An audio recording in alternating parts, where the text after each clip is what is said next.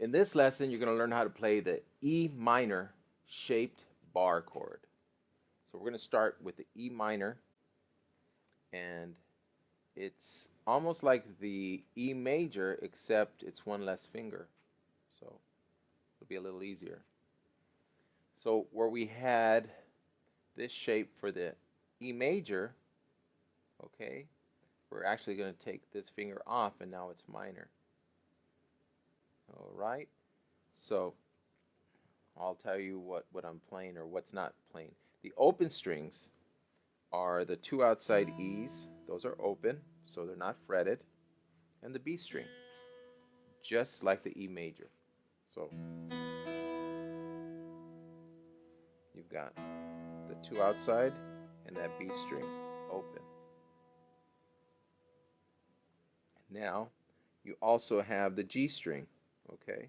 That one's open. That's the only difference from the major and the minor. Major, minor. Major, the only difference is you're pressing down on the G string, first fret, and for the E minor, you're taking your finger off. Okay. All right, so from this shape,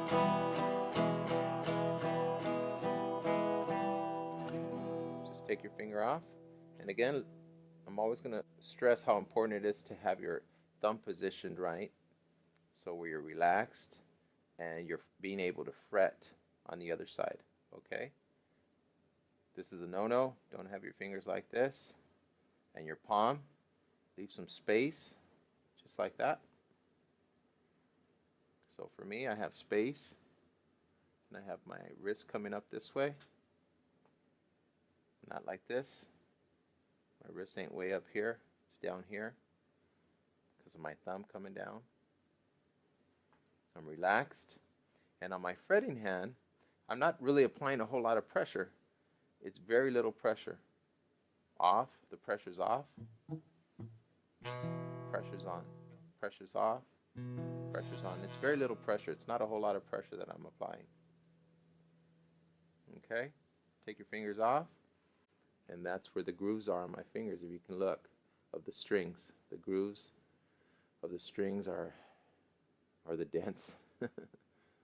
That's where I have them. So on these two fingers right there. All right. So once those grooves are in there, you can pretty much feel, where the callus is set in, and already I'm thinking, okay, E minor, I know where my fingers go. I know how it feels. And I can play it. But it's going to take some practice to get there, okay?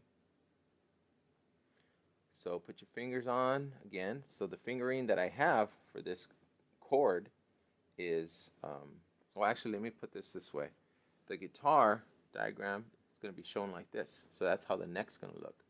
All right? Just like that.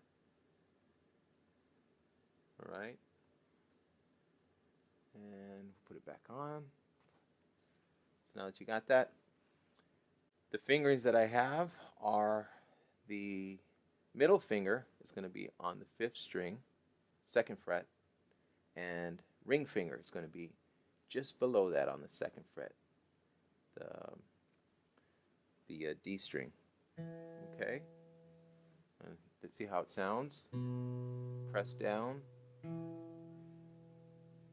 Got that? Make sure it's nice and clear. Okay? And once you get that, either strum with a pick or your thumb. Make sure you can hear all the notes ring out. Just like that. Once you get that, release, take your fingers off, you can shake it off, relax for a little bit. Okay, stretch it out.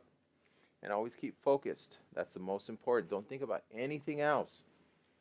Every time that I practice, even now, okay, I'll lock myself in the room, nobody's to bother me, and that's when I get the best out of my practice time. So stay away from anything that's going to give you distractions right now. Just put anything in your mind that's going to help you. So the shape, put that in your head. Okay, I got these two fingers that I'm using. Feel it. Feel where the indentation's starting to set in. Okay, I feel it right there. Visualizing is real important. You know, when I'm playing the chords, I can pretty much grab that E minor, take my fingers off, put it back on, and I see it. Even though I have my eyes closed, I can visualize it. You know, I can feel it. You know, music's all about feel. You know, and right now we're just getting everything together so we can start feeling the music and feeling the way our hands should be on there, and it's all relaxed. And I'll show you from this angle right here. Okay, that's how I'm grabbing the chord right there. All right, my thumb is like this, and the back of my hand is like this. All right, it's not up here.